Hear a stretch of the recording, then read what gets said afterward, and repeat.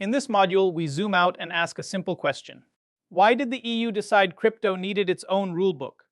You'll see how MiCA replaces a patchwork of national rules with a single framework, and what that shift means for VASPs, stablecoins, and your own strategy. Before MiCA, launching crypto services in Europe felt like driving through 27 countries with 27 different road rules. Each state had its own definition of a crypto asset or VASP, its own licenses, and its own consumer protection expectations. That meant legal uncertainty, duplicated work, and real strategic hesitation for any exchange or fintech thinking about scaling across the EU. As NovaX expanded across Europe, it discovered that chaos is a real cost center. Every country wanted its own registration, forms, and timeline. Lawyers disagreed daily on whether specific tokens were securities, a money, or something else. NovaX kept hiring local compliance teams and external counsel, burning time and money. For firms like NovaX, that's why harmonized rules like MiCA become strategic questions, not just legal ones. MiCA is the EU's attempt to swap that messy patchwork for one coherent playbook. For a firm like NovaX, a single license can unlock access across the whole EU. MiCA brings clearer definitions of which tokens and services are in scope, and consistent conduct and disclosure rules designed to protect market integrity and customers. But MiCA is only one piece of the EU puzzle. Think of it as the crypto-specific pillar that plugs into an existing architecture of rules.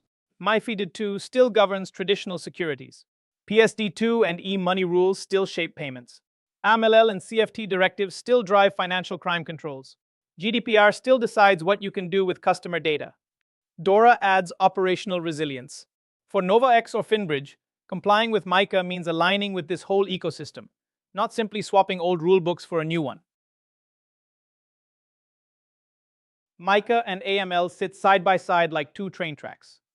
MiCA focuses on how you operate as a business. Are your products fair, transparent, and properly governed, with enough capital and safeguarding? AML focuses on who is using your platform and for what purpose. Can you detect and report crime? For NovaX or FinBridge in Europe, it's never either or. They must be licensed and well run under MiCA and crime-resistant under AML at the same time.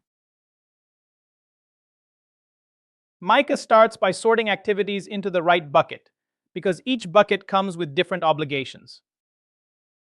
Ask the basic question: what are you actually offering? If the token is pegged to one official currency, you're in e-money token territory. If it's stabilized by a basket of assets, think asset reference token rules. If you're running trading, custody, or exchange services for others, you're a CASP. Your compliance roadmap flows from that first classification decision. Under MiCA, NovaX doesn't just need an AML manual. It needs a fully engineered CASP blueprint. First, governance. Regulators expect fit and proper leaders, clear accountability, and real conflict of interest controls, not symbolic committees. Second, market conduct. NovaX must show that orders are executed fairly, prices are transparent, and any market abuse signals are monitored and acted on. Finally, safeguarding. Client assets must be segregated, securely held, and always clearly distinguishable from the firm's own funds. When FinBridge issues a euro-denominated token under MiCA's e-money token regime, it effectively steps into a banking-style world. Only a licensed bank or e-money institution can issue it. Every token must be backed by safeguarded fiat reserves, held in low-risk accounts and protected from insolvency. Holders get a legal right to redeem one token for €1 at any time. For compliance teams, this means continuous oversight of licensing, reserves, capital, and redemption processes. Think of EU crypto compliance as a building. MiCA is the visible steel frame. Market integrity, capital rules, disclosures. But that frame only works if it's anchored into solid foundations. First come GDPR and data protection, then AML, CFT, and the travel rule, then operational resilience rules like DORA. Supervisors look at the whole structure, not each law in isolation. For NovaX or FinBridge, being MiCA ready really means being stack ready across all of these layers.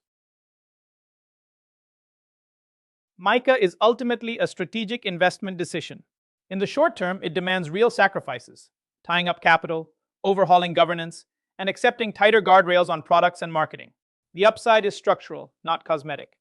Authorized firms can passport across the EU from a single license, win the confidence of banks, regulators, and institutional clients, and operate with far greater legal certainty. For serious, long-term players, those advantages usually outweigh the upfront pain. Now it's about turning insight into a concrete plan. First, inventory every product, token, and service you offer, and label each against MiCA categories and your existing AML framework. Second, choose where you want your European home to be, and design a passporting strategy that matches your growth ambitions.